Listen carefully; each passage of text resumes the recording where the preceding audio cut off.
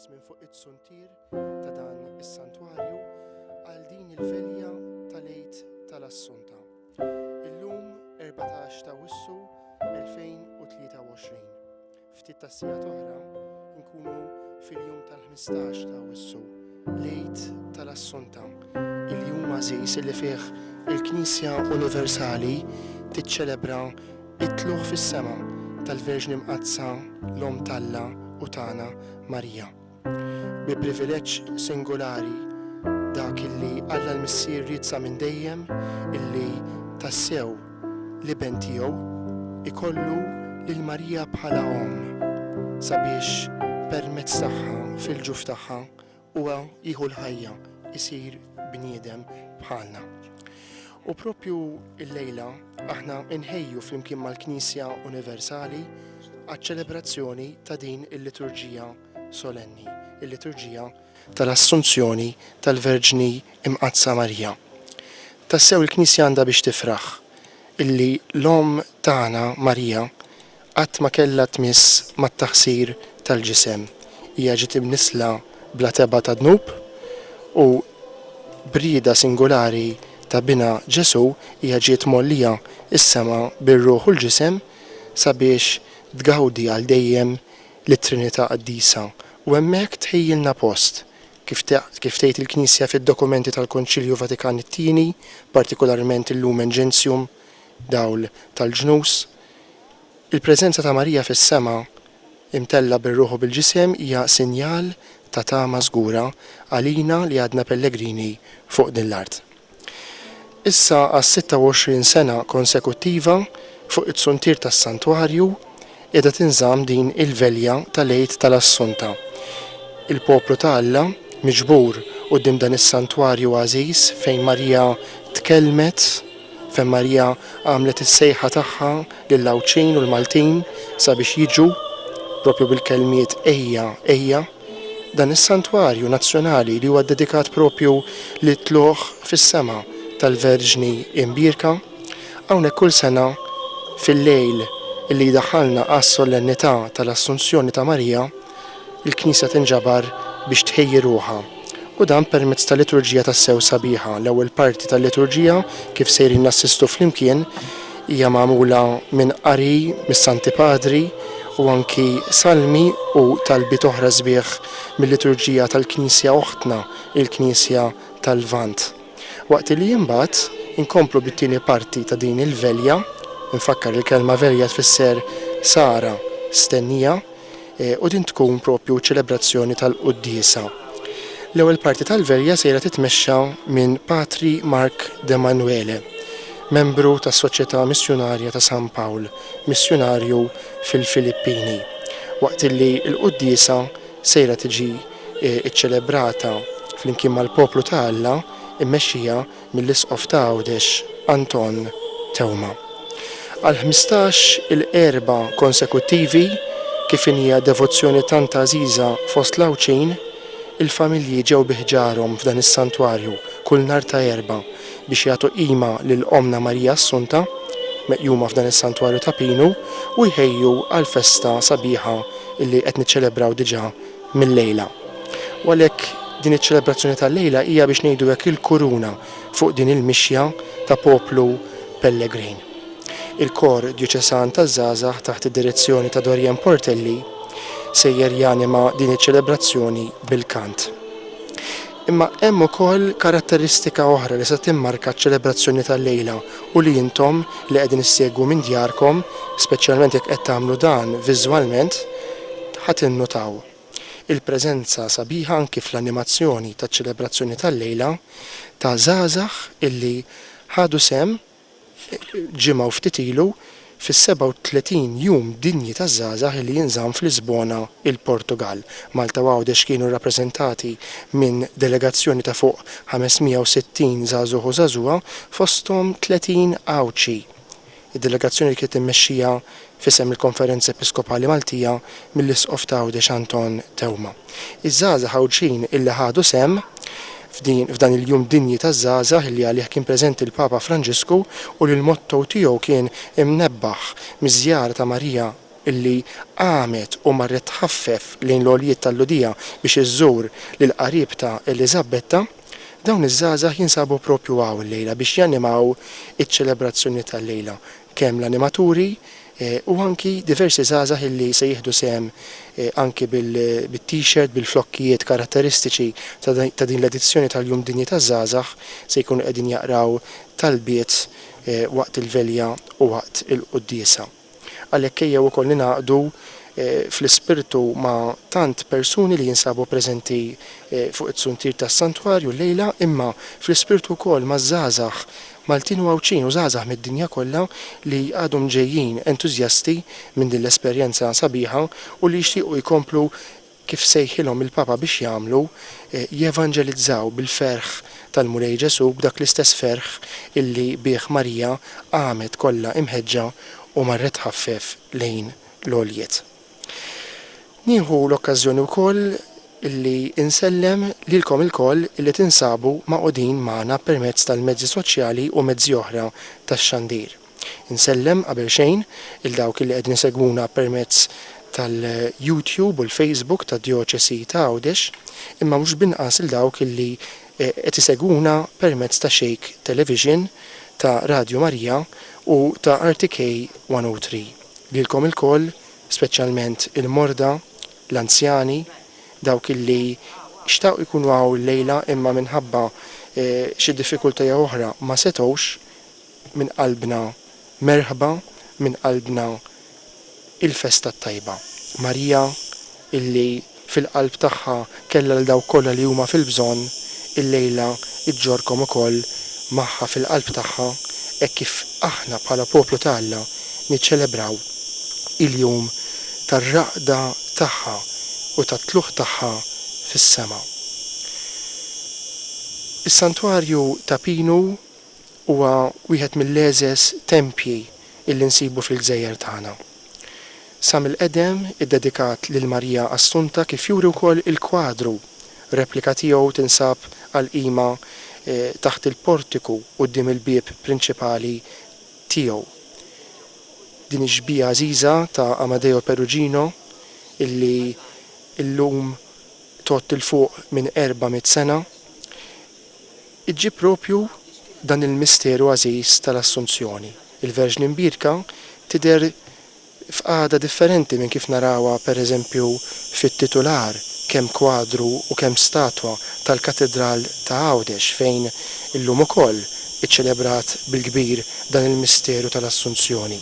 Minflok bidejja miftuħa dawn jinsabu miġbura fit-talb, waqt illi l-anġli jakkumpanjawha jew tiġi mtella is-sema iqiegħdu fuq rasa il-kuruna ta' sultana u taħt riġlejha il-qamar imma aktar l-isfel l-appostli illi iħarsu mibluwa lejn din il-ġrajja tal-Assunzjoni tagħha. Issa Marija tinsab għal dejjem fis-sema biex tieqaf magħna biex tkun hi tassew il-medjatriċi flimkien ma' bina quddiem il-Missier u tagħti widen għat-talbiet tagħna. Il-velja li se niċċelebraw il-lejla tiftaħ bil-kant tal-introjtu, propju l-Ave Marija, interpretazzjoni li se jagħti l-Kor Djoċesan taż-żgħażagħ tal-talba tas-sliema. Imbagħad iċ-ċelebrant jistedinna mill-ewwel biex nidħlu għat-talb tas-salmi illi jalterna wkoll ma' antifoni sbieħ ħafna. Imbagħad ikun hemm ukoll qari minn diversi Santi Padri illi jkompli jsebbaħ iċ-ċelebrazzjoni tal-lejla.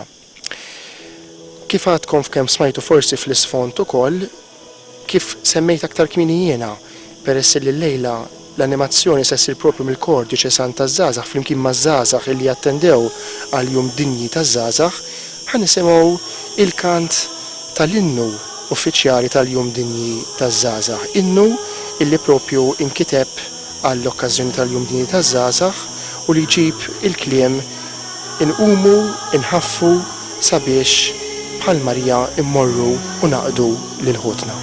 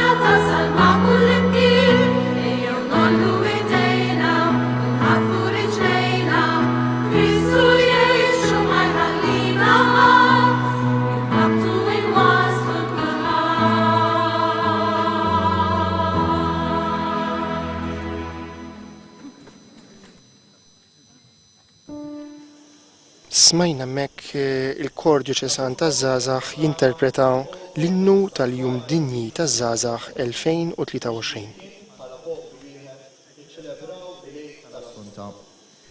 Din hi l-festa tat-tama nisranija, il-festa li jġib u tfawwar il-qalb ta' kull nisrani b'ferħ qaddis. F'dan il-lejl il-Knisja kollha, kemm dik tal-Lvant u kemm dik tal-Punent, titfa' ħarsitha fuq il-Verġni mbierka u fija tara żbuħija tal-arusa imżejna lesta biex tiltaqa' mal-arus divin. Għax dan u lejt tal-Verġni mbierka. Ħajitla illum minn dan iċ-ċenaklu it-tifħir tagħna u tinżel fuqna, fuq il-familji tagħna, fuq il-morda u dawk kollha li jduru bihom kull barka mis-sema. Inħeġġukom sabiex il-koll inwieġbu dejjem vuċi waħda u permezz tal-kant tagħna li naqdu mal-anġli u l-qaddisin kollha biex infaħru u nagħtu glorja lit-Trinità Qaddisa.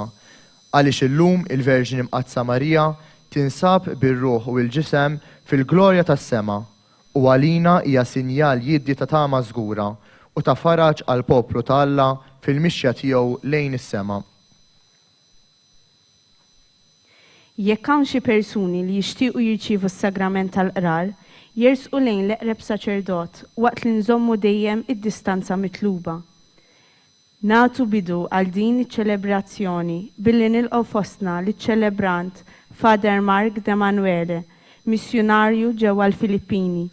Din is-sena il-ġebra se ssir matul din il-verja ser tmur propju għal missjoni ta' Father Mark u dan nagħmluh b'ringrazzjament lill-Omna Marija għal tant grazzi li hija xerdet fuqna minn dan is-santwarju għażiż tagħha. Faqda sħiħa mal-Knisja tal-Orjent ejjew flimkien infaħru lil Alla bin-nijiet u b'salmi. Il-velja qed tiġi animata miż-żgħażagħ tad-djoċesi tagħna li ħadu sehem fil-Jum Dinji taż-żgħażagħ li ġie ċelebrat f'Lisbona ġewwa l-Portugal waqt li l-kant ser ikun mill-kor djoċeżan taż-żgħażagħ taħt id-direzzjoni ta' Dorian Portelli.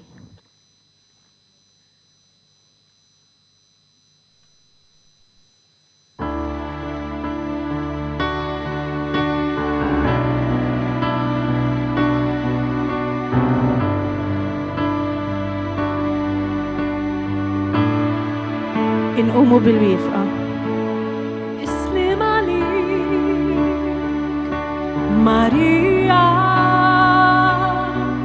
bil-grazzja inti mimlija.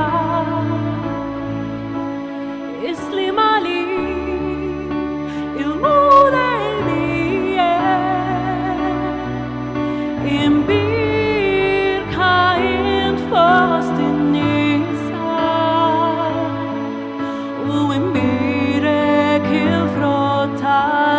Tiegħek Ġesu, imbirek il-frott tal-ġuf tiegħek.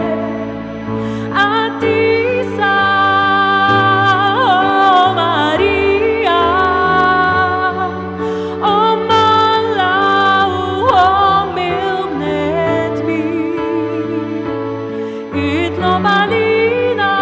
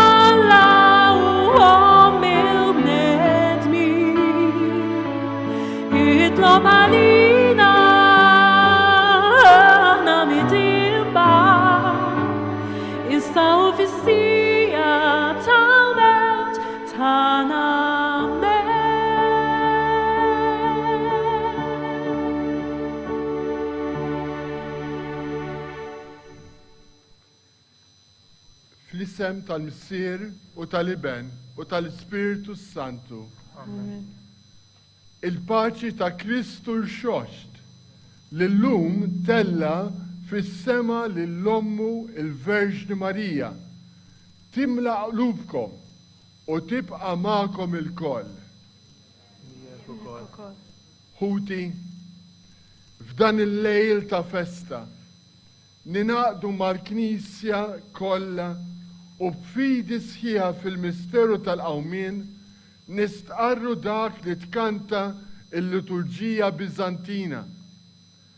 Il-qabar u l-mewt ma rebħux fuq l-om ta' Alla li qatt ma tieqaf tidħol għalina u tressaq talbna. Dak li tnissel f'ġuf verġni tella għal ħajja lill-om il-ħajja. Nimtlew mela fer qaddis u nfaħru lil Kristu bidu u kawża tal-qawmien tagħna. Lillum tella ħdejh lill-om safja u trasfigura bid-dawl glorjuż tiegħu. Ġbija ħajja tal-Knisja futura. Noqogħdu bil-qiegħda. Il-ħajja tan-nisrani hija waħda ta' stennija għas-Salvatur. Nistennewk sa ma tiġi fil-glorja. Il-Verġni Marija tallimna nisru u tistedinna biex bħala nożu f'qalbna il-kelma ta' bina għax fih qalbna tistrieħ. Għal dan is-salm inwieġbu permezz tal-antifona tul dan il-lejl aħna nisru u Alla bl-imsiebaħ f'idejna u li jibsa jilbies il-festa. Nistennewk tiġi u bekk ifetx il-jum. Ħarisni o Alla għax fik jien nistken, jienet lil-mulej, insidi, m'għandix ġid ieħor ħliefek flimkien. Tul dan il-lejl aħna nisru o Alla bl-imsiebaħ f'idejna u li jibsa il-bis il-festa. Nistennewk tiġi u bekk ifetx il-jum. Mulej, inti s-sem tal-wirt u r-risq tiegħi, inti żomm f'idejk xortija. Il-kejl ta' njart li taxxaq, mesni sem tas-sew għal-qalbi flimkien. Tul dan il-lejl aħna nisru u Alla bl-imsiebaħ f'idejna u li jibsa l-bies il-festa. Nistennewk tiġi u bekk ifetx il-jum. Inżomm il-mulej dejjem qudiemi, għax bih fleminti qatt ma nitħarrek. Ek tifraħ qalbi u titenna ruħi u ġismi u koll jistrieħ fil-kwiet flimkien. Tul dan il-lejl aħna nisru u Alla bl-imsiebaħ f'idejna u li jibsa l-bies il-festa. Nistennewk tiġi u bekk ifetx il-jum. Għax int ma titlaqnix fl-imwiet, ma tħallix il-maħbub tiegħek jara l-qabar. Int tallimni it-triq tal-ħajja, hemm il-milja tal-ferħ quddiemek, hemm l-għaxqa għal dejjem flemintek flimkien. Tul dan il-lejl aħna nisru u Alla bl-imsiebaħ f'idejna u li jibsa l-bies il-festa. Nistennewk tiġi u bekk ifetx il-jum.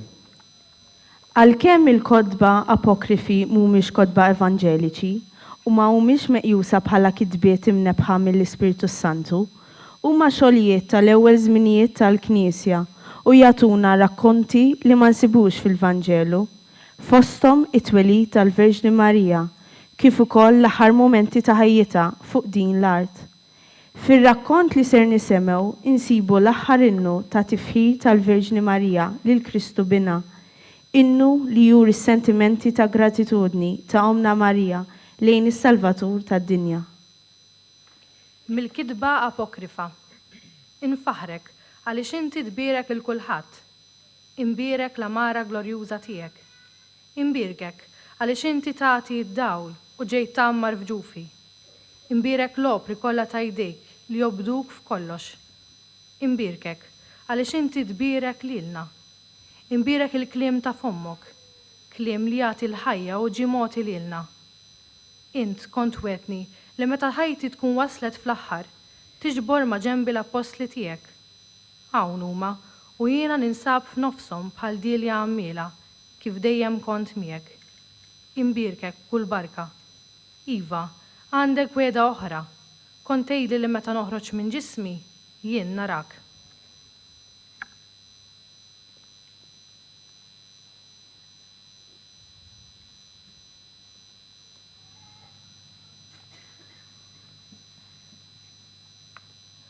il-ħajja tiegħek o Marija kienet ħajja ta' ratt il-ħajr lill-Alla.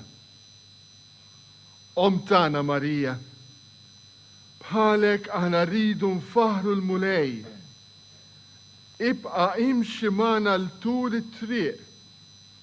Urina l-ħwejjeġ kbar li l-mulej jagħmel magħna. Fakkarna fil-ħnina kbira ta' Alla l-missiedna biex narfu nħabtu. Ħatkun ħajjitna innu ta' tifħir lill-Alla sakemm jasal dak il-jum li fih niltaqgħu miegħek fis-sema biex nfaħru lill-Alla għal dejjem. Il-Verġni Marija hija ġbija ħajja tal-Knisja, hija l-arusa fidila lejn il-kelma tal-arus divin. Dan l-innu tal-Knisja Bizantina jistedinna biex nibnu ħajjitna fuq il-kelma ta' Alla. Inwieġbu bl-antifoni. Nejdu flimkien, tmut inti jo Marija, kif qatt qabar jista' jħaddan fih il-ġisem, ta' dik il-ġisem ħaddan lil kbir Alla. Nosf qalbi l-kelma tiegħek biex qatt ma noffendik bidnubi. Imbierek inti jom Alla.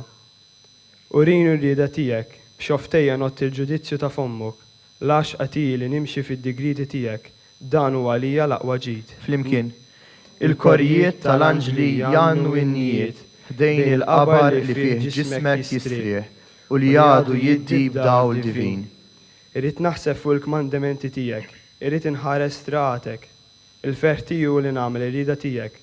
Ma ninsaqat kliemek o Alla, jiena barrani f'din l-art, ma naħbiqat il-kmandamenti tiegħek, xewqtija li nagħmel ir-rieda tiegħek dejjem u f'kull ħin. L-art kollha tqimek u tadurak o Kristu, u tkanta innu ta' tifħir lil ommok li sejjaħtilha minn dan l-eżilju għal ħdejk.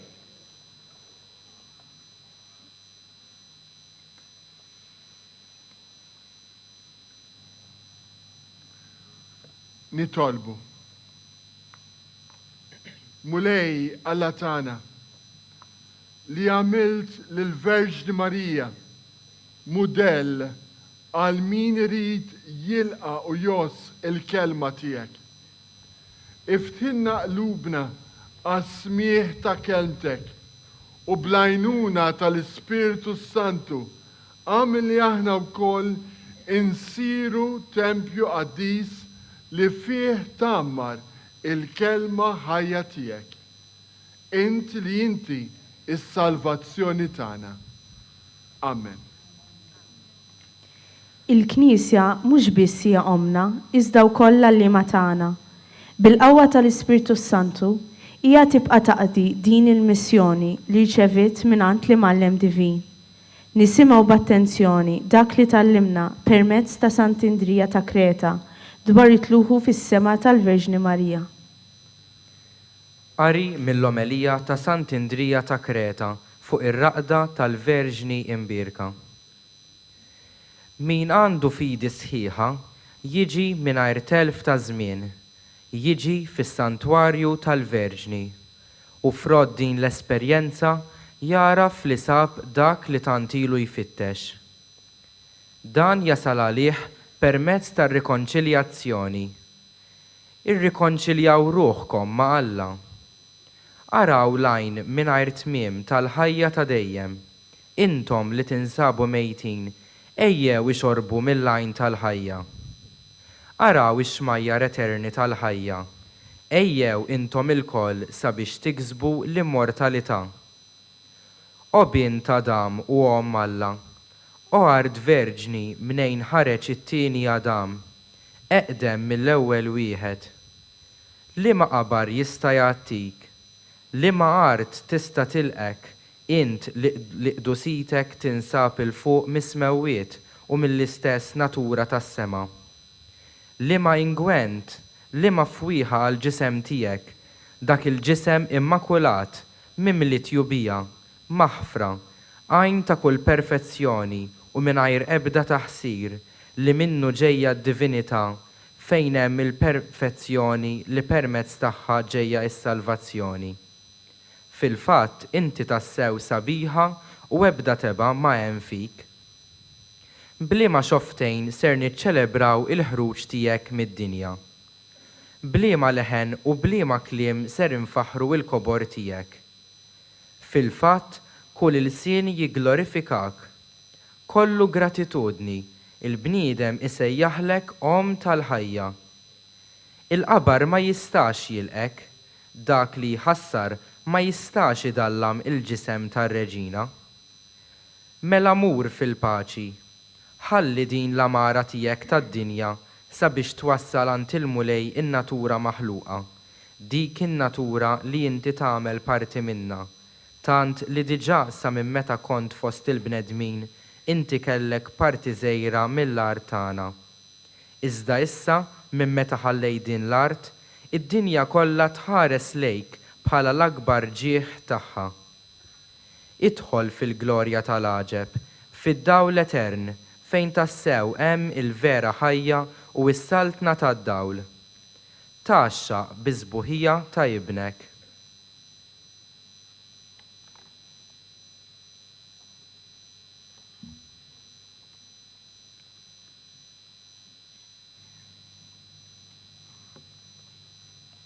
O Marija, itfa ħarstek qaddisa fuq dawn u lidek li jinsabu miġbura biex jiċċelebraw id-daħla qaddisa tiegħek fis-sema.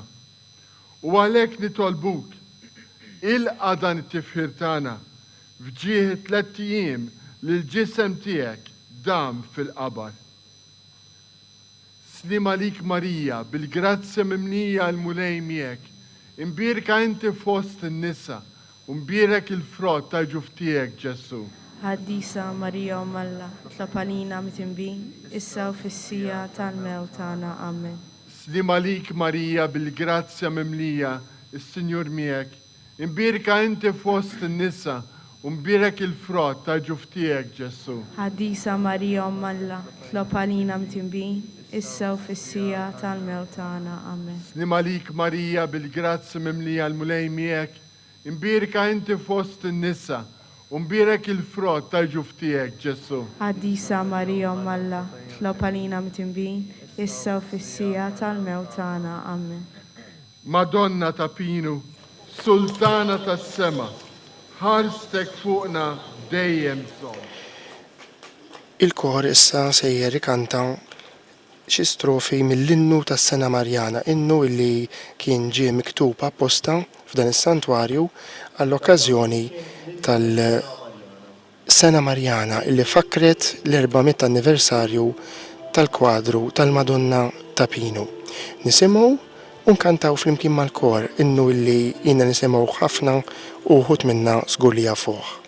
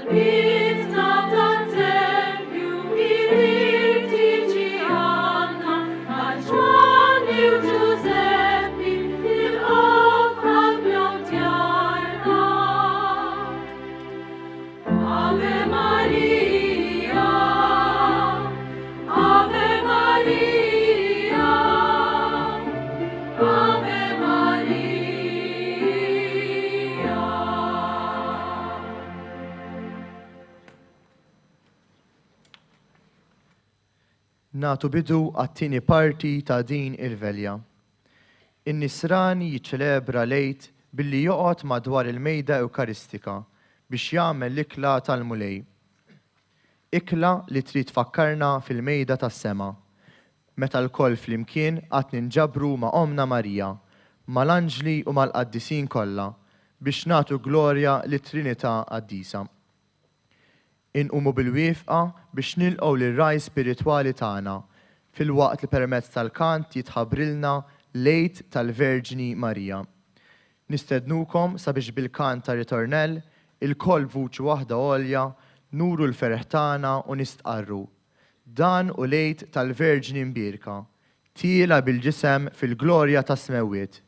Bidu glorjuż tal-Knisja futura, lejn milja fis-saltna mal-ħallieq. Wara li Fader Mark de Manuele mexxa l-ewwel parti ta' din il-velja, issa l-isqof ta' de Xanton Tewma flimkien mal-konċelebranti sejjer jiċċelebra u flimkien magħna ngħixu flimkien dan il-moment tal-qudiesa tal-velja tal-Assunta.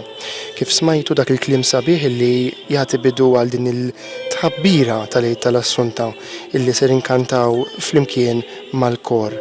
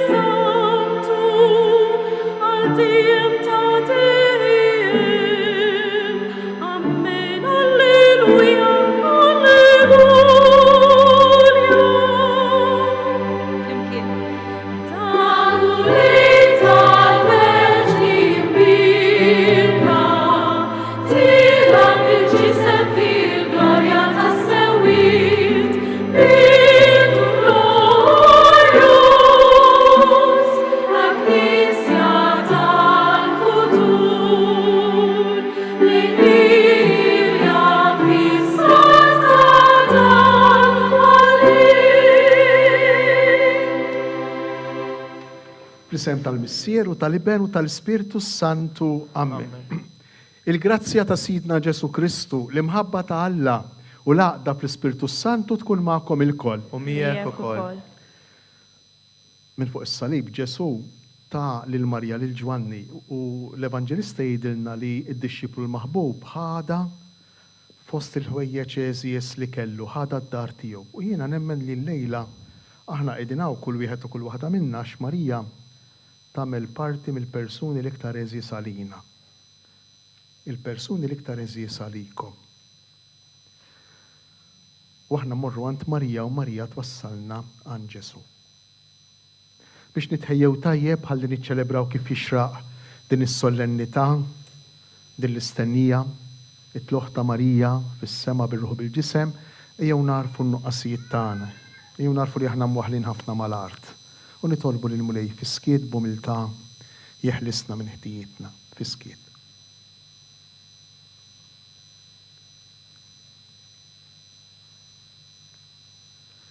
Flimkien, nistqar l-Alla li jista' kollox u li l-kom ħuti li jiena dnibt ħafna bil-ħsieb, bil-kliem, bil-emin. Billa ħallejt mirjieti, ħtijat tiegħi bl-ikbar ħtijat tiegħi. Għalhekk nitlob lil imqazza Marija dejjem verġni, lill-anġli lill-qaddisin kollha u lilkom ħuti biex titolbu għalija lil Mulej Alla tagħna. Iħenna lina Alla li jista' kollox, jaħfrilna dnubitna u jwassalna għal ħajja ta' dejjem. Amen.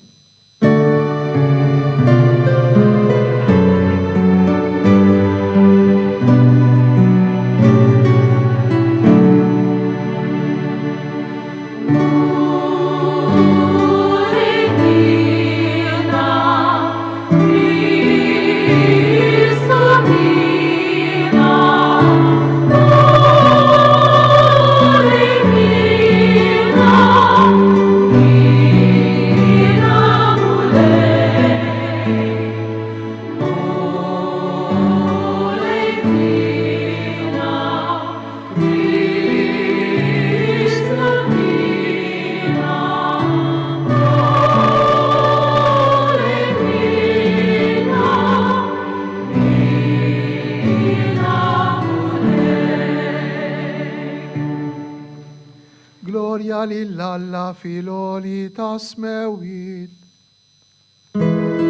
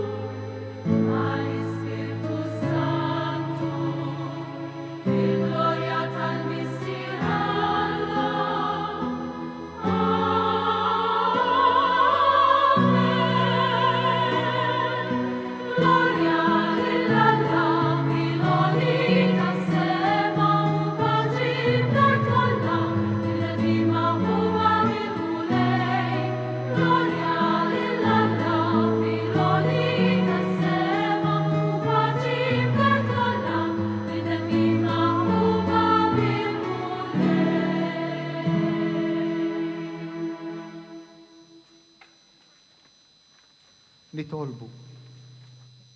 O Alla, inċħetta għajnejk fuq iċ-ċokon tal-Verġni Mqazza Marija. Kabbarta billi tajt tal-grazzja lis-sirhom mibnek il-waħdini mamu l-bniedem. U llum ollejta fi glorja tas-sew tal-aġeb. Atina l-għajnuna tat-talb tagħha biex kif int salvajta bil-misteru tal-fidwa hekk ukoll tollina fil-glorja tas-sema. Bibnek Ġesu Kristu Sidna li hu Alla. U miegħek jgħix fi saltan flimkien mal-Ispirtu Santu għal dejjem ta' dejjem. Amen. Niftħu qalbna biex bħal Marija nkunu lesti nisimgħu u nilqgħu il-kelma talla. Il-qari mhux biss jirreferina l-Verġni Marija, l-arka meħuda f'dar il-mulej, il-ġenna, imma jurina l-ġmiel li bieħat jitlibsu dawk li f'ħajjithom jilqgħu lil Kristu. Nisemgħu il-qari bil-fidi. L-ewwel qari Arimik l-ewwel ktieb tal-Kronaki. Dak iż-żmien David ġemma l-Iżrael kollu f'Ġerusalemm biex itella hemmhekk l-arka tal-mulej fil-post li kien waqqaf għalija. U laqqa flimkien l-ulit Aaron u Leviti. Kienu dawn li ġarrew l-arka ta' Alla u refewa fuq spallejhom bil-lasti kif kien ordna Mosè fuq il-kelma tal-mulej. David qal lill-kapijiet tal-Leviti biex iqabdu uħud mit-tribu tagħhom u qeduhom bħala għannejja bl-istrumenti tad-daq, arpi, ċetri, ċnieċer biex isemgħu għanna u daq li jferraħ. Ġabu l-arka ta' Alla u qeduha f'nofs it-tinda li kien waqfilha David u offrew quddiem Alla sagrifiċċji ta' ħruq u sagrifiċċji ta' sliem. Meta temm joffri sagrifiċċji ta' ħruq u sagrifiċċji ta' sliem, David bierek il-poplu b'isem il-mulej. Il-kelma tal-mulej. Irroddu ħajr lill-Alla. Inwieġbu għal dan il-qari billi flimkien mas salmista inkantaw l-innu ta' tifħir li għanniet il-Verġni Marija.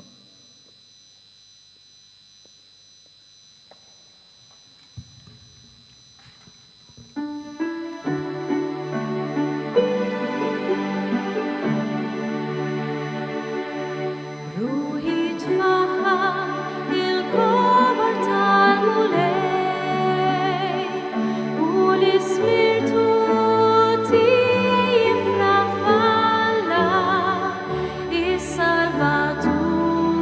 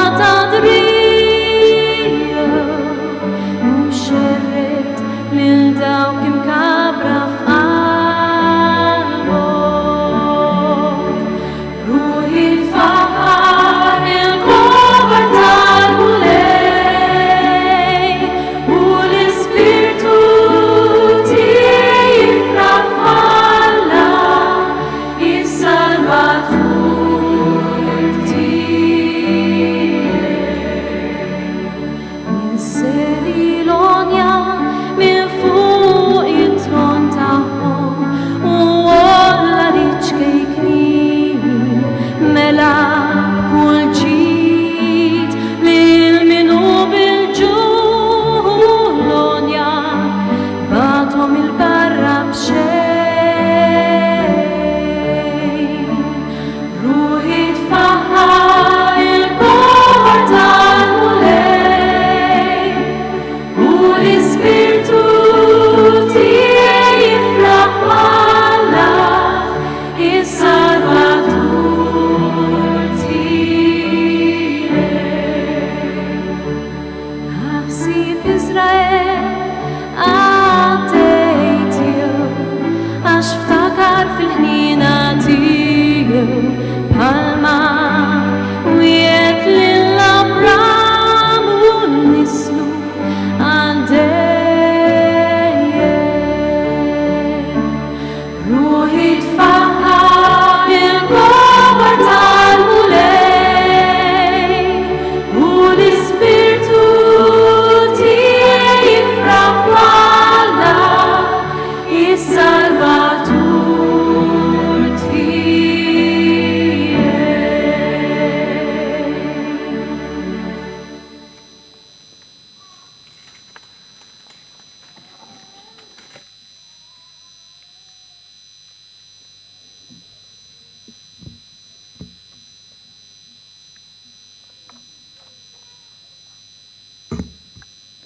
Arri mill-ewwel ittra ta' San Pawlo Apostol Korintin.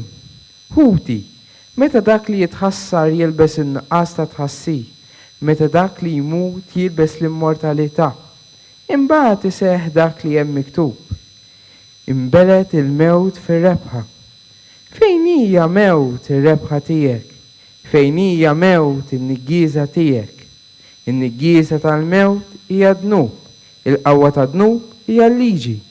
Nużaħaj lill-Alla li tagħna rebħ permezz ta' Ġesu Kristu, il-kelma tal-mulej. Irrodu ħaj lill-Alla. Alla ma jaħdimx kif jaħsibha l-bniedem, ix-xebba verġni issirhom u dan seta' jseħħ għaliex Marija emnet il-kelma tiegħu u għalhekk iħinja. Inqumu bil-wifqa biex inkantaw bil-ferħ l-Alleluja. Waqt li jgħaddim qudiemna l-ktieb tal-Evanġelu, imbaxxu l-koll rasna b'sinjal li aħna lesti li nilqgħu il-bxara tajba li l-lejla ser titħabbrilna.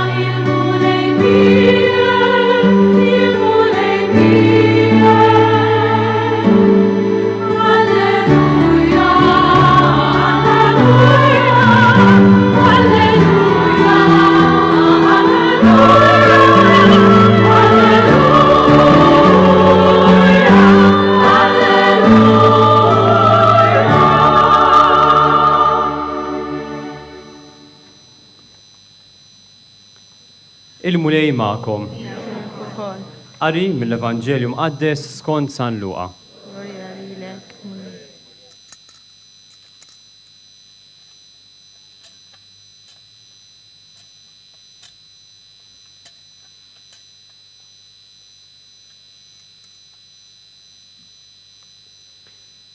F'dak iż-żmien, waqt li Ġesu kien qiegħed ikellem lin-nies, kien hemm waħda mara li jolliet leħinha minn qalb il-folla u qaltlu: ħini l-ġuf li ġibek u s-sider li rdajt. Iżda hu qalilha: imma tassew ngħidlek, aktar ħin dawk li jisimgħu l-kelma ta' Alla u jħarsuha. Il-kelma tal-mulej. Tifħi lilek Kristu.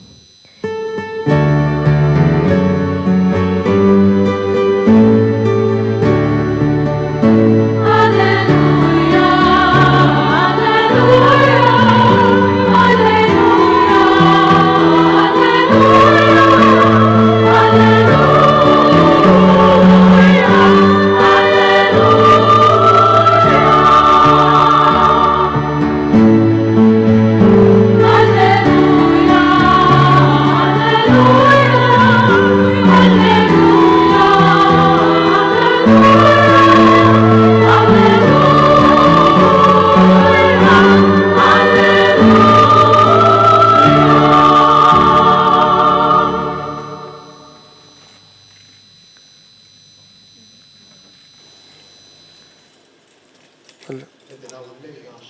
jawis kollha kemm aħna għandna idea ta' Marija.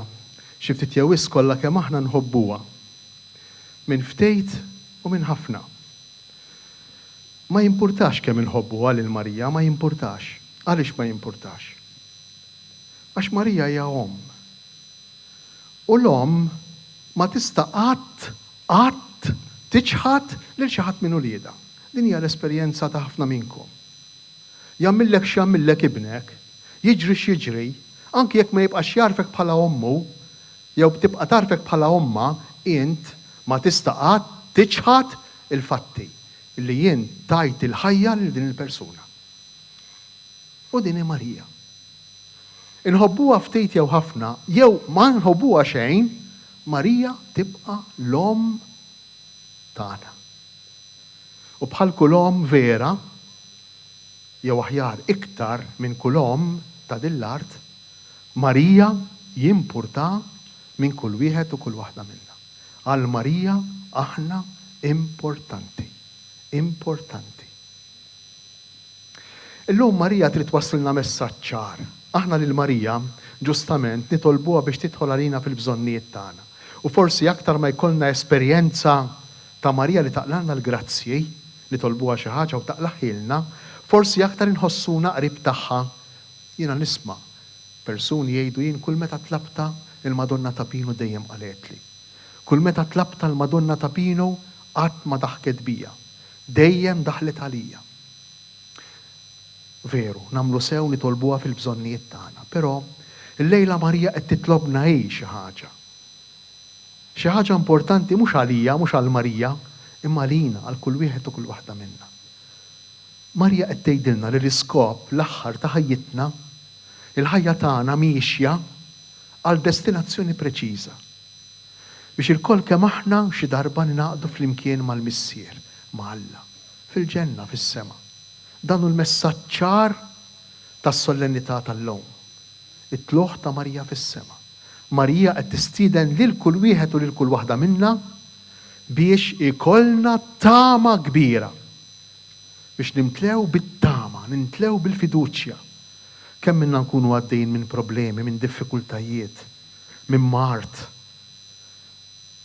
minn toħta qalb, minn skoraġġiment, kultant minn depressjoni. Marija l-lum toħroġ qudiemna bħala is-sinjal tat-tama. L-istorja se tispiċċa sew. It-tmiem ta' ħajjitna u pożittiv. Fl-aħħar hemm tistennina ir-rabta, il-festa tagħna Alla u flimkien. Din hija l-festa s-solennità li qegħdin niċċelebraw. U meta jien nafu it-tmiem tagħna li ma hu, nafu kif se nispiċċew, allura nafu x'inhu l-iktar importanti f'din il-ħajja. Allura nagħtu importanza lil dak li hu tassew essenzjali f'din il-ħajja, f'din l-art. Importanti li jkollna l-flus, mela le. Importanti li jkollna fejn noqogħdu sew komdi, mela le. Importanti li it-tfal tagħna jagħmlu suċċess fil-ħajja tagħhom, mela le. Importanti li fejn affin nkunu stmati mill-oħrajn, mela le. Imma dawn kollha illum jew għada se jispiċċaw. X'se jibqa'? Ħaġa waħda l-imħabba għalilna San Pawl. Dik tibqa' l dejjem. Dik hija eterna, dik m'hemmx mewt għalija, tissupera lil-mewt. U allura l-iktar ħaġa importanti għalina f'din il-ħajja li nħobbu. Inħobbu lil xulxejn, inħobbu lil Alla, u nħobbu bimħabba sana, bimħabba f'saħħitha lil nfusna. Inħobbu lil xulxejn, inħobbu lil Alla, u nħobbu bimħabba sana, imħabba f'saħħitha. Għax hemm imħabba marida kif tħobb lilek innifsek, inħobbu bimħabba sana lil nfusna. Għax Alla la tagħna l-ħajja iħobbna. U ma jixtieqx li aħna niddisprezzaw lil nfusna. Għax aħna ħolqien tiegħu, għax aħna xi ħaġa sabiħa magħmula minnu. Allura jixtieq li aħna naċċettaw, inħobbu lil nfusna bimħabba divina, bil-mod ta' kif ħobbna hu. Imma xi fisser dan kollu? Fi kliem sempliċi ħafna. Ifisser li rridu nieħdu ħsieb din il-kwalità tal-imħabba matul il-ħajja tagħna ta' kuljum. Irridu nagħtuha l-importanza tagħha l-imħabba. U kif nagħtuha din l-importanza lill-imħabba fil-ħajja tagħna ta' kuljum? Billi inkunu qrib tal-għajn ta' din l-imħabba, tas-sors ta' din l-imħabba. U minu l-għajn ta' din l-imħabba, minu s-sors ta' din l-imħabba? Jekk mhux Alla. Għandna bżonn kollha kemm aħna npoġġu iktar fiċ-ċentru ta' ħajjitna lil Ġesu Kristu. Għandna bżonn ninpoġġu iktar fiċ-ċentru ta' ħajjitna il-kelma tiegħu, il-kelma ta' Ġesu. Għandna bżonn ninpoġġu iktar fiċ-ċentru ta' ħajjitna l-Ewkaristija. Huma dawn li jibqgħu l-imħabba, il-kelma tal-Alla, l-Ewkaristija. Dawn jibqgħu. Il-bqija kollu jispiċċa fix-xejn. Allura mmorru l-Knisja, nisemgħu il-quddies, immorru l-laqat, nisemgħu il-kelma tal-Alla, nippruvaw nagħmlu karità, inħobbu, mhux għax obbligu, mhux għax bil-fors, mhux għax inkella nagħmlu dnub, le mhux għalhekk, imma għax inkella inkunu nonqsu lilna nfusna. Ma nkunux tassew aħna. Inkunu qegħdin nitħqu bina nfusna. Nejxu f'kummedja. Jekk aħna ma nirrispettawx, jekk ma nagħtux importanza lil dak li tassew importanti. Bir-raġun Ġesu fil-Vanġelu tal-lum jgħid imma ħieni iktar lil dik il-mara jgħidilha li qaltlu ħieni dak il-ġewf li reddek. Ġesu jirrispondi lil dik il-mara u jgħidilha imma ħinja iktar dawk li jisimgħu il-kelma ta' Alla u jagħmluha. Kien qiegħed ifaħħar lil Marija. U qiegħed ifaħħar ukoll lil kull wieħed u kull waħda minna. Kellu f'moħħu lilek li lejla qiegħed biex tisma' l-kelma. U qiegħed titħabat fil-ħajja tiegħek, fid-diffikultajiet li jinqalgħulek, fil-problemi li jkollok biex tpoġġi din il-kelma tal-Alla fil-prattika. Il-mulejja tina bl-interċessjoni ta' Marija li nirrispettaw ħafna lilna nfusna, li ma nitħqux bina nfusna u li nagħtu importanza f'ħajjitna lil dak li tassew importanti. Illi nagħtu valur lil dak li tassew jibqa' għax il-bqija kollox jispiċċa. Jekk ma nagħtux valur lil dak li hu l-iktar importanti għalina, imbagħtu aħna. U dan Marija ma tridux. Għax Marija hija li tassew tħobna, li tassew tistmana, li trid il-veru ġid tagħna. Il-mulej permezz ta' din l-Ewkaristija, permezz ta' din il-velja, jatina qawwa, jatina enerġija biex ikollna l-kuraġġ nagħmlu għażliet f'ħajjitna biex impoġġu fiċ-ċentru dak li hu l-iktar importanti. Il-mumenti tat-talb, il-mumenti tal-qudiesa, il-mumenti tal-Ewkaristija, il-mumenti tal-karità, il-mumenti ta' smih tal-kelma tal-Alla, l-imħabba ta' bejnietna, l-imħabba ta' bejnietna, il-mulejja tina l-qawwa li nagħtu importanza lil dak li importanti. Omna Marija tidħol għalina.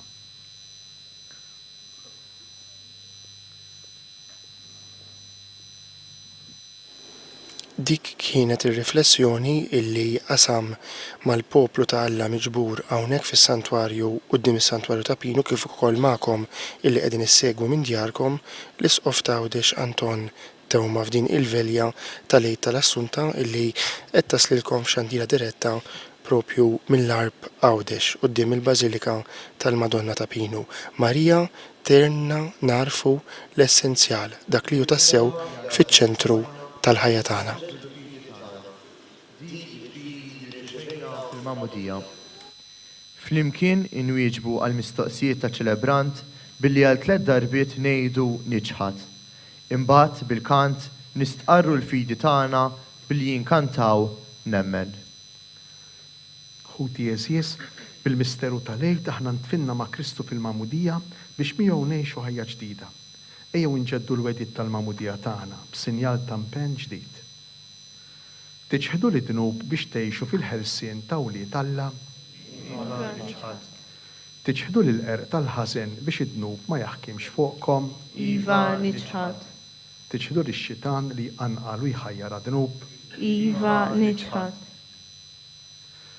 Temnu intom falla l-missier li jista' kollox li ħalaq is-sema u l-art.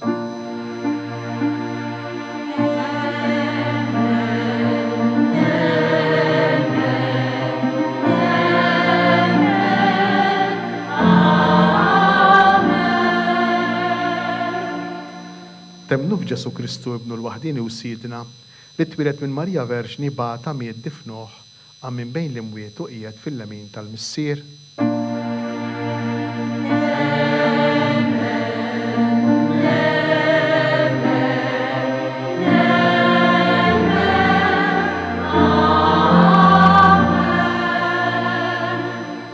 Temnu fl-Ispirtu Santu, fil-Knisja Mqazza Kattolika, fix-xirka tal-Qaddisin, fil-maħfra ta' dnubiet, fil-qawma mill-imwiet u fil-ħajja ta' dejjem.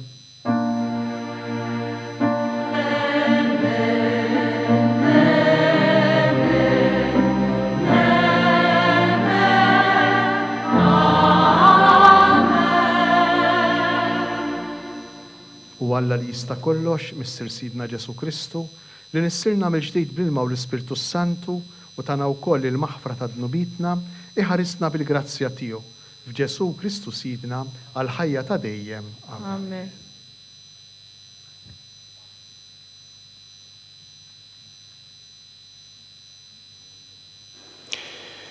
Wara li flimkien ma l-isqof ir-raj ta' dioċesi tagħna ġeddidna il-wedid tal-Magħmudija tagħna b'impenn illi inkomplu nistqarru dejjem dik il-fidi illi Marija wkoll stqarret fil-mulej, issa b'sinjal ukoll illi jfakkar lilna l-koll fil-Magħmudija tagħna l-isqof niżel qalb il-ġemgħa u qiegħed iroxx l-ilma mill-fonti tal-Magħmudija, l-ilma li jfakkarna fit-tnissil ġdid tagħna b'dan il-misteru kbir tal-grazzja illi permezz tiegħu tnaddafna mid-dnub u twelidna għal ħajja ġdida u hekk il-kol kemm aħna bħala poplu ta' Alla miġbur flimkien niftakru fl-identità tagħna, identità tagħna li tagħmilna insara membri tal-Knisja.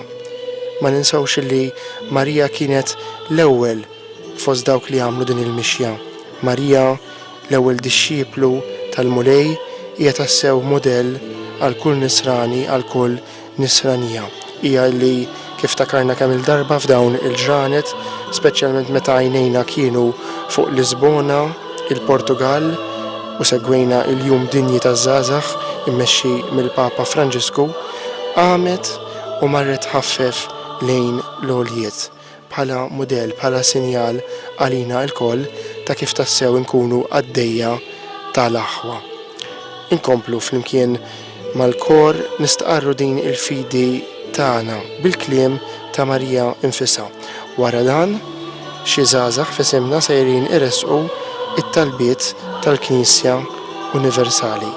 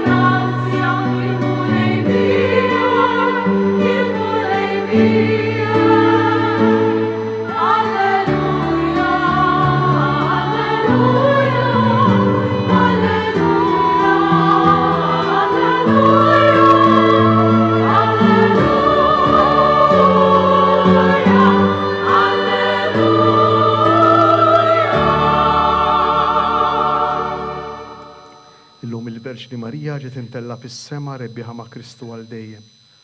Fiduċja kbira fl-imħabba tal-Missier ejjew inresqu t-talbiet tagħna.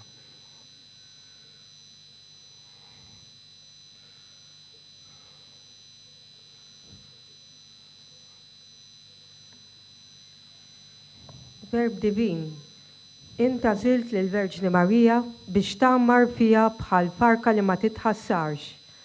Ħares lill-Knisja tiegħek minn kull taħsir tad-dinja. Kun magħna biex bħal Marija nibnu ħajjitna u l-familji tagħna fuq il-kelma tiegħek. Nitolbu. Ismana nitolbu. Prinċep ta' Slim, iqaf mal-Papa Franġisku, mal-Isqof tagħna Anton, mas-saċerdoti u djakni.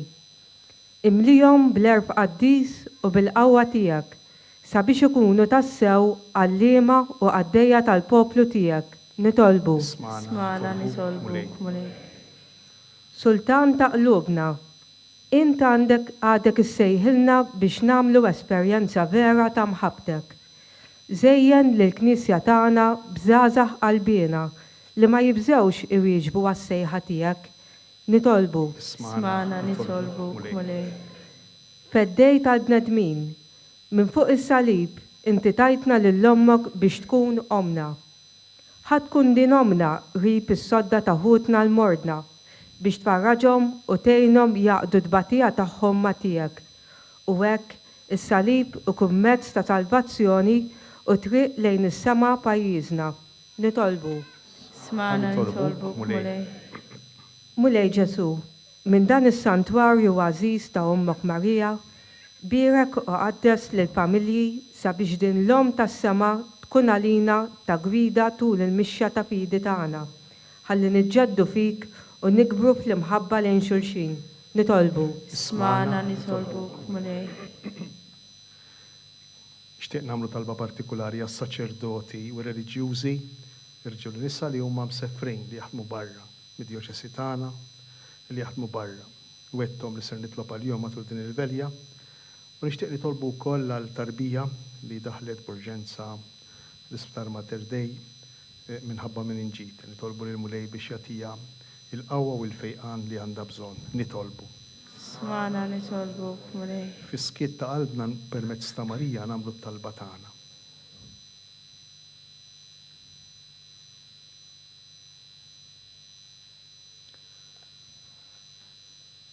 Mulej Ġesu sit is-sema u l-art. Int qed lill-Verġni Marija Sultana fil-lemin tiegħek. Għamel li jkun jissoqilna nissibu magħha fil-glorja. Int li tgħix bis-saltan għal dejjem ta' dejjem. Amen. Issa serresqu fuq l-artal tas-sakrifiċċju, il-ħobs u l-imbit, frott tal-art u xogħol il-bniedem, li se jinbidlu għalina fil-ġisem u d-dem tal-feddej. Magħhom nofru x-xogħol u fuq kollox id-batija u l-inkwiet tagħna, il-ferħ u t-tama tagħna, il-familji tagħna. Nofru d-batija u t-talb ta' ħutna l-morda u fuq kollox id-batija ta' tant popli li qed isofru għaliex għażlu li jimxu wara Ġesu Kristu. Nitolbukom tkunu ġenerużi fl-offerti tagħkom għall-missjoni ta' Fader Mark. Inkantaw flimkien magħkom. Waqt li jittellu l-offerti fuq l-altar, li fost dawk li qed itellu l-offerti nimħu wkoll mill-ġdid il-flokkijiet, it-t-shirts bil-kururi partikolari illi tellew magħhom iż-żgħażagħ li ħadu sehem fil-jum dinji taż-żgħażagħ fl-Lisbona l-Portugal, t-shirts illi inħadmu apposta mill-delegazzjoni Maltija l-MCYN flimkien ukoll mal-KDZG sabiex il-grupp Malti tassew jinaraf fost tant u tant eluf ta' żgħażagħ 1.5 miljun żagħżugħ u żagħżugħa almenu fl-aħħar ġurnata miġbura l-Qudiesa mill-Papa Franġisku. Mal-offerti tal-ħobs u l-imbit ittellet ukoll dvalja għall-altar tal-Madonna ta' Pinu hawnhekk fis-santwarju, dvalja illi inħadmet minn Catherine Refalo mill-Mosta li hija stess ridet toffri lis-santwarju maħduma minna b'ringrazzjament għal grazzja maqluwa.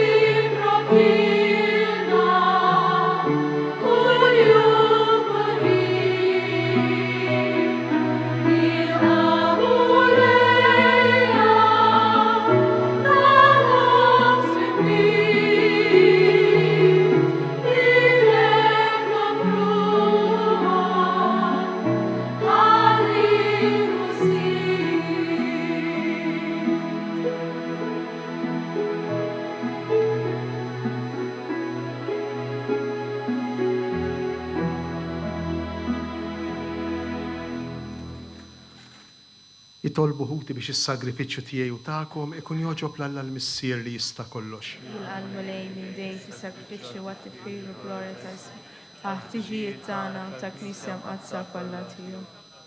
Il-qamulej is-sagrifiċċju ta' tpattija u tifħir li ser nofrulek fil-festa solenni tal-Om Qaddisa ta' Alla mtella fis-sema. Atina bih il-maħfra ta' dnubitna u għamel inroddulek ħajra l dejjem bi Kristu sidna. Amen. Il-mulej ma'kom. Miegħek ukoll. Nerfgħu qlubna l fuq. Nerfgħuhom lejn il-mulej. Niżuħar lill-mulej Alla tagħna. Hekk sewwa u hekk xieraq. Sewwa u xieraq tas-sew mulej Missier Qaddis, Alla ta' dejjem li tista' kollox, tajjeb u taġi tas-salvazzjoni tagħna li dejjem u kullimkien inroddulek ħajr bi Kristu sidna. Għax illum il-Verġni Jom Alla ġiet imtella fis-sema bħala bidu u xbija tal-Knisja tiegħek. Fil-milja kollha li għad tidher fija. U bekki saret ġbija ta' tama sħiħa u ta' faraġ għal poplu tiegħek fil-mixja tiegħu fuq l-art. Għax inti kien xieraq ħlist mit-taħsir tal-qabar lil dik li b'mod tal-għaġeb tat lid-dinja bħala bniedem l-awtur ta' kull ħajja, Ġesu Kristu sidna. Għalhekk nissieħbu mal-qtajja tal-anġli u b'ferħ kbir infaħruk u intennulek.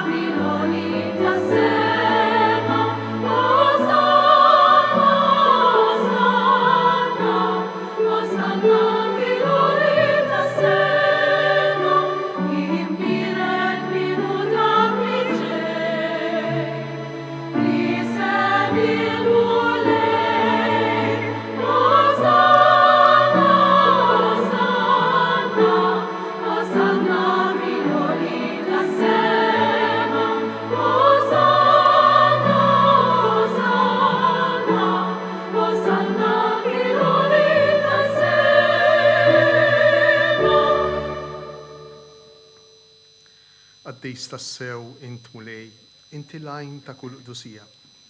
Qaddes għalhekk nitolbuk dawn l-offerti bil-barka tal-Ispirtu tiegħek biex isiru għalina il-ġisem u d-dem ta' Sidna Ġesu Kristu li meta kien sejjinata biex minraj ħibati ħajl ħobs ratt il-ħajr qasam tal-id-dixxipli tiegħu u qal ħudu u kulu il-kol minn dan għax dan huwa ġismi li jingħata għalikom. Ġisem imqaddis ta' Ġesu imsammar għalija fuq is-salib. Jiena nħobbok u nadurak, Sinjur tiegħi u Alla tiegħi. Ekk ukoll wara li klaħ l-kalċi reġa' rat il-ħajr tal-id-dixxipli tiegħu u qal ħudu u xorbu minnu il-kol għax dan huwa l-kalċi ta' demmi tal-patt il-ġdejt li jibqa' dejjem. Id-dem li jixxerret għalikom u għal-bnedmin kollha għal-maħfra ta' dnubiet. Għamlu dan tifkira tiegħi. Dem imqaddis ta' Ġesu imċarċar għalija fuq is-salib. Jiena nħobbok u nadurak, Sinjur tiegħi u Alla tiegħi.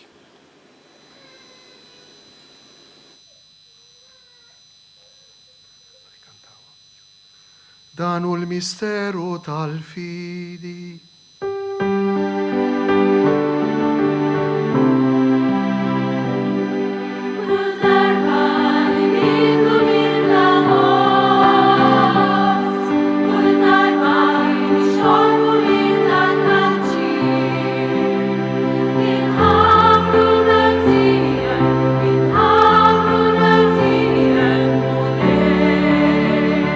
Stamattina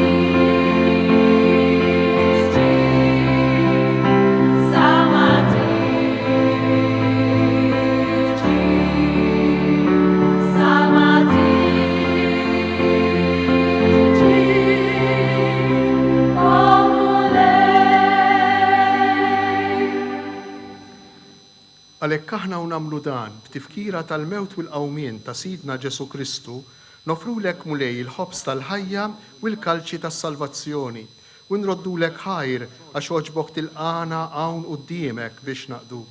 U miċ-ċokon tagħna nitolbu li l-Ispirtu Santu jaqadna f'ġisem wieħed lilna li nieħdu semm il-ġisem u d-dem ta' Kristu. Ftakar mulej fil-Knisja tiegħek imxarda mad-dinja kollha u taqaf l-imħabba flimkien mal-Papa Franġisku mal-Isqof tagħna Anton u mal-Ministri tiegħek kollha.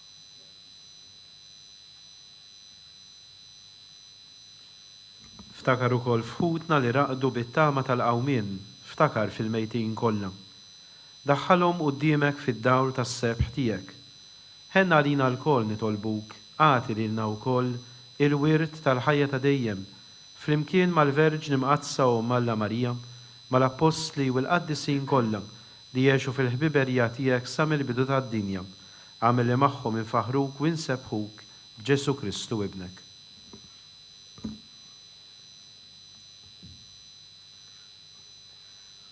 Bi Kristu, ma' Kristu, fi Kristu, jingħata lilek Alla Missier li tista' kollox, flimkien mal-Ispirtu Santu, kull ġieħu glorja għal dejjem ta' dejjem. Amen. X'taħsbu l-Knisja xieħa jew żagħżugħa?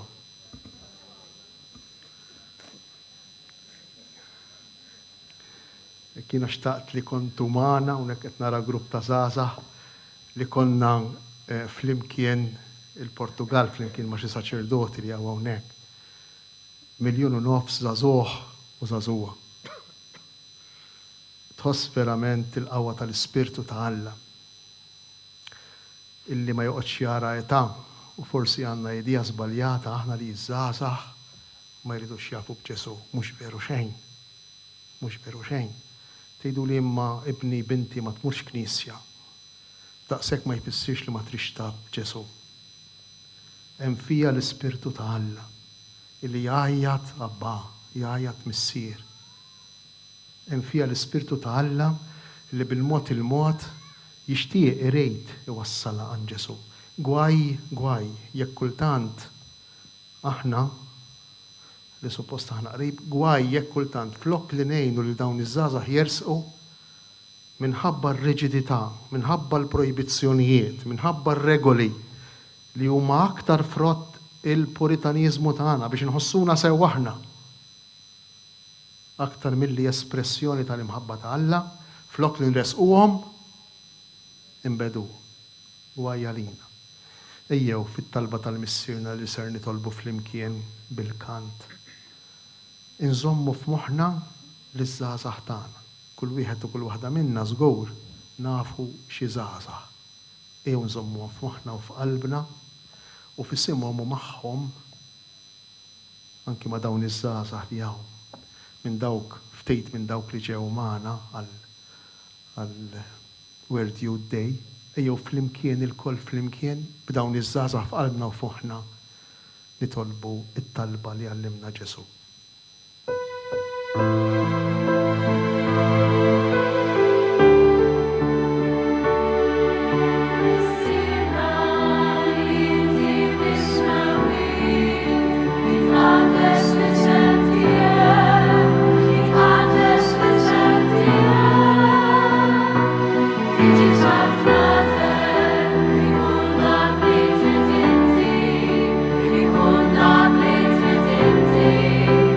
Sema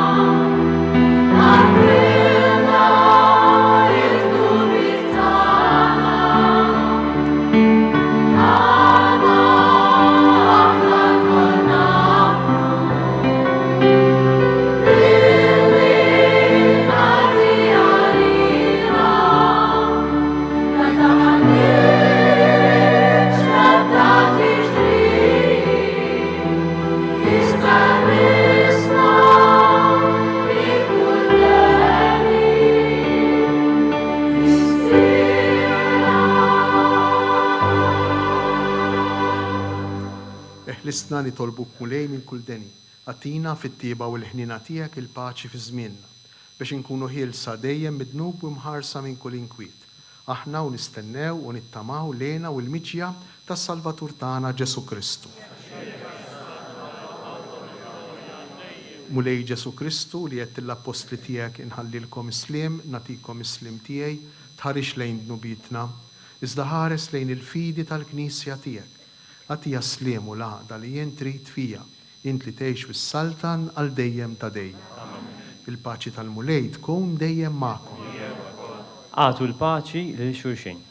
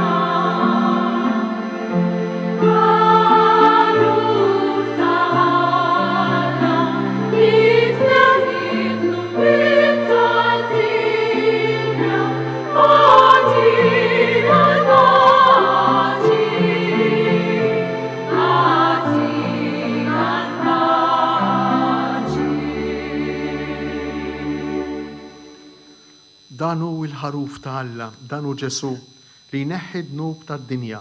Ħenjin aħna li aħna mistiedna għal din l-ikla tal-ħaruf. Mulej, ma jistħoqlix li tidħol taħt is-saqaf tiegħi, iżda qgħid kelma waħda u ruħi tkun infejqa.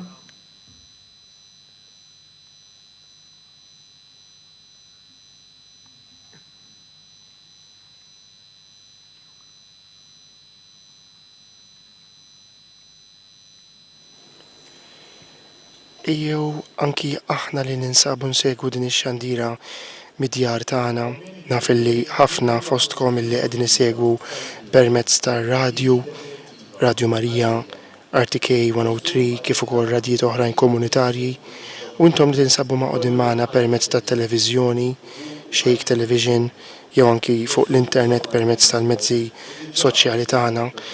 U f'dan il-mument tixtiequ illi tistgħu tirċievu lil Ġesu Ewkaristija fil-qalb tagħkom. Dan forsi mhuwiex possibbli, imma spiritwalment nistgħu nagħmlu it-qarbina tax-xewqa. Ġesu, jiena nemmen li tinsab ta' bilħaq fis-sagrament tal-Ewkaristija. Irrid inħobbok fuq kollox u fuq kulħadd. Inti taf li nixtieq nirċevik ġewwa fija. Imma la darba bħalissa ma nistax nilqek fija sagramentalment, nitolbok li tiġi fija spiritwalment. Ejja għandi Ġesu tiegħi biex jien niġi għandek, ħeġġiġni bl-imħabba għalik biex f'ħajti u f'mewti jiena nemmen fik, nitma' fik u nibqa' nħobbok għal dejjem. Amen. U f'dan il-mument ta' tqarbin inżommu quddiem għajnejna u fil-qalb tagħna dik l-immaġni sabiħa ta' Marija diġà tqila b'Ġesu illi flok taħseb fija nfisha u l-bżonnijiet tagħha tqum u tmur tħaffef għand qarib ta' Elisabetta biex taqdija. It-qarbina vera hija proprju din. Aħna nirċievu lil Ġesu, Ġesu jidħol fil-qalb tagħna u bħal Marija insiru tqal bih. Imma it-tqala vera b'Ġesu twassalna mhux biex inħarsu lejna nfusna u l-bżonnijiet tagħna, imma b'dik l-Ewkaristija ħajja fil-qalb tagħna noħorġu u nsiru għaddejja tal-oħrajn, speċjalment ta' dawk li huma fil-bżonn. Din hija l-vera trasformazzjoni illi kapaċi wettaq fina Ġesu permezz tal-misteru tal-kelma u tal-ġisem u d-dem tiegħu.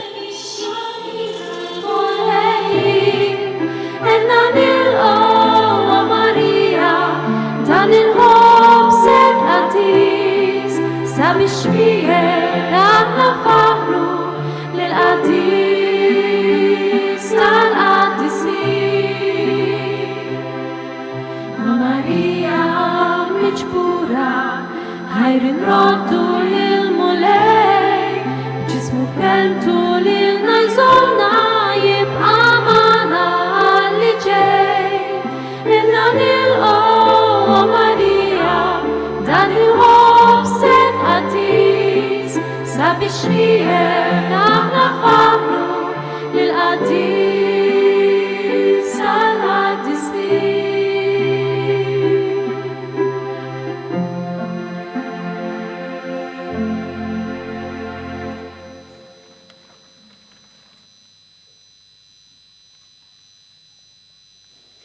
Infakru li dinja xandira diretta minn fuq it-suntier tas-santwarju ta' Pinu fl-Arb Għawdex fejn qed inwaslulkom il-velja tal-Għid tal-Assunta.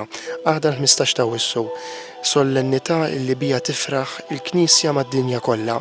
Marija hija l-wieda tat-tama żgura. Hija dik illi meta narawha mtella fis-smewjiet fil-glorja tfakkarna fil-futur tagħna.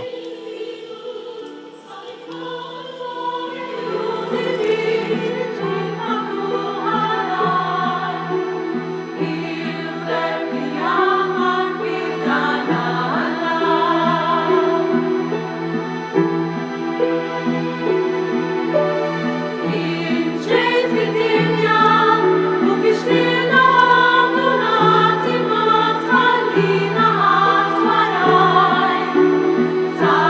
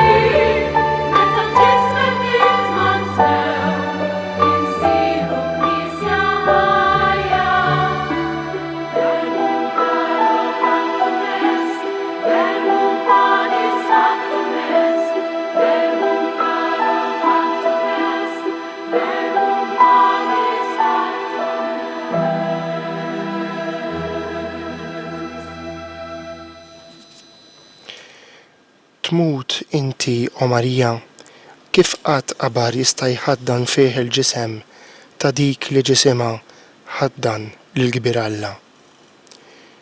Il-korjiet tal-anġli jgħannu n-nijiet ħdejn il-qabar li fih ġismek jistrieħ u li għadu jiddi b'dawl divin. L-art kollha tqimek u tadurak, o Kristu, u tkanta innu ta' tifħir lill-ommok li sejjaħtilha minn dan l-eżilju għal ħdejk.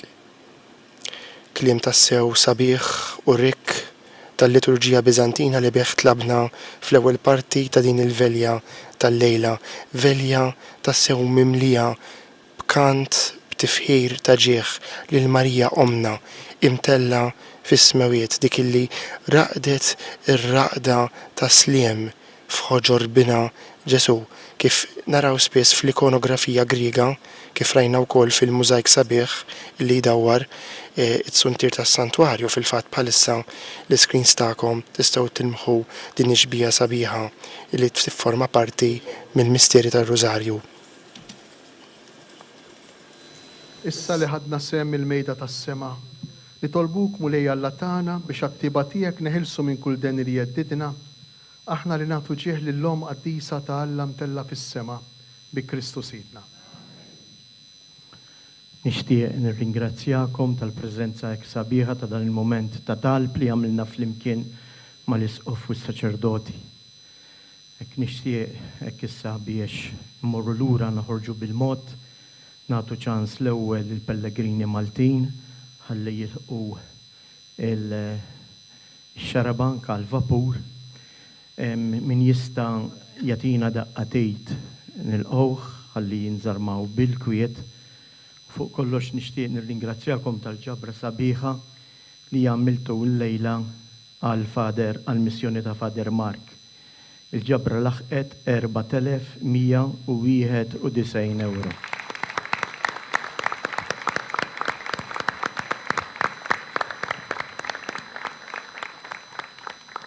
Il-karti tal-kant li għandkom fidejkom jekk ma tieħduhomx magħkom fil-ġnub tat-tsuntier fuq in-naħa ta' wara hemm il-kaxxi fejn tistgħu titfgħu. Grazzi. U l-festa tajba.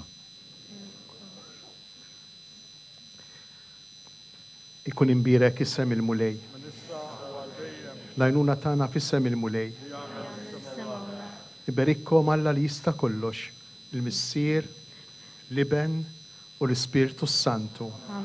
Permettu li qabel ma mmorru fil-paċi ta' Kristu nirringrazzja ħafna lil daw kollha li ħadu ħsieb l-organizzazzjoni. Fader Gerard, il-Kummissjoni Liturġika s-Santwarju ta' Pino, daw kollha li ħejjew li preparaw. U grazzi kbira lilkom il-koll li oġobkom tkunu magħna l-lejla. Il-festa tajba li bqalilkom reġa'.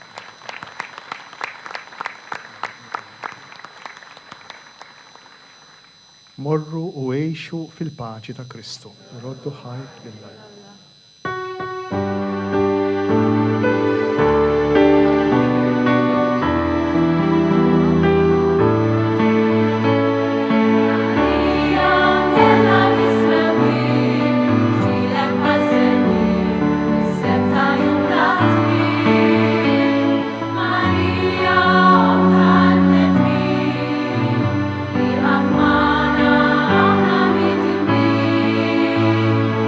Maria,